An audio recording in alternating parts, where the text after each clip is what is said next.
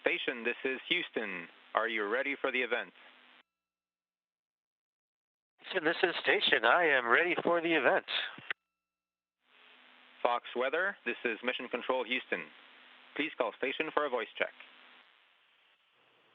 Well, a NASA astronaut is getting an extended stay in space, and when he returns to Earth in March from the International Space Station, he will hold the record for the longest space flight for an American. Joining us right now from 254 miles above the Earth is NASA astronaut Mark Vande Hei. Mark, thanks so much for joining us.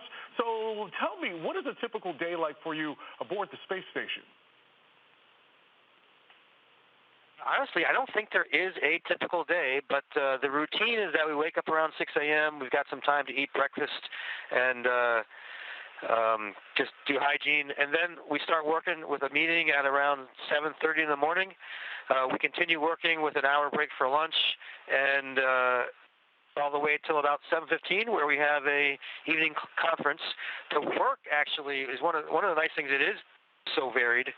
So we do things from maintenance. For example, we are upgrading the local area network we've got on the space station. So we're making a lot of connections with Ethernet cables. Other days we're doing spacewalks. Yesterday we received some new crewmates, and the reason we're here is because of the hundreds of experiments that are going on during any period of time up on the space station.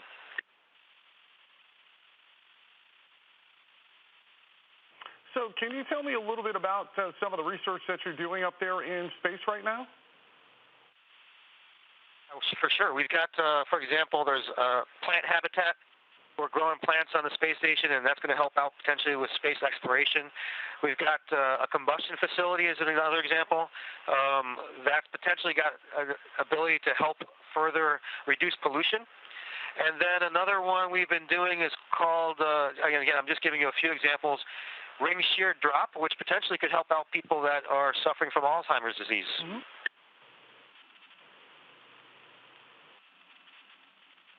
Interesting. Now, were you prepared for the possibility of staying in space much longer, and how does it feel to be a history maker?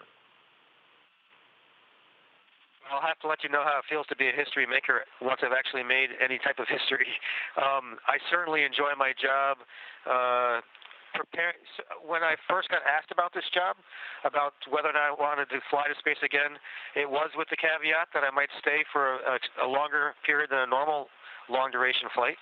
And I did say yes to that, and I did that after talking to my family, which I think was a crucial part for all of our mental well-being, was getting them to tell me how they felt about doing it, saying yes or saying no, and they all agreed that I should go ahead and go for it. So I'm content here. I know my family is doing well. I get to talk to them often, and those are all crucial parts of doing something this long.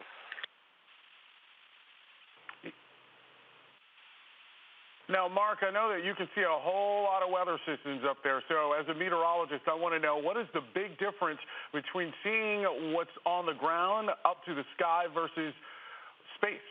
Is there anything that you find very fascinating from a meteorological perspective from space?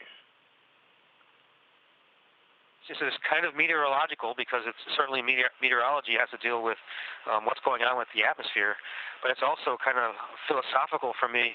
When we're on the Earth, we're always in the atmosphere. Even when we're flying someplace or on the ocean, we're in the atmosphere, and that's what we perceive as all of existence for us. When you spend so much time outside of the atmosphere, you recognize that relative to the size of the Earth, the atmosphere is incredibly thin, and it seems like a very precious resource. In fact, I kind of got the perception that space really is not very far away from any of us outside.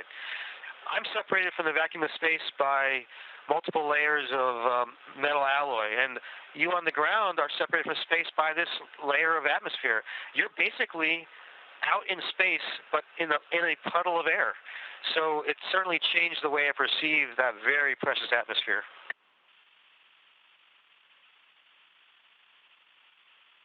One very quick question that I wanted to ask. Do you guys get NFL football up there? We're very well supported with whatever sporting events we ask, and the ground team will go ahead and set up whatever channel we request, and we just have to log into a computer kind of like a teleconference where the other person is showing a TV set. So yeah, they help us out, and we've had the opportunity to watch games. In the past, I've asked for highlights to be shown, and it's fun for us to watch up here. Awesome. Very, very good to know. Mark, thank you so much for your time and your service. It was wonderful talking to you today. Thanks. Station, this is Houston ACR. That concludes the event. Thank you to all participants from Fox Weather. Station, please stand by while we reconfigure video and audio communications. Copy, thumbs up.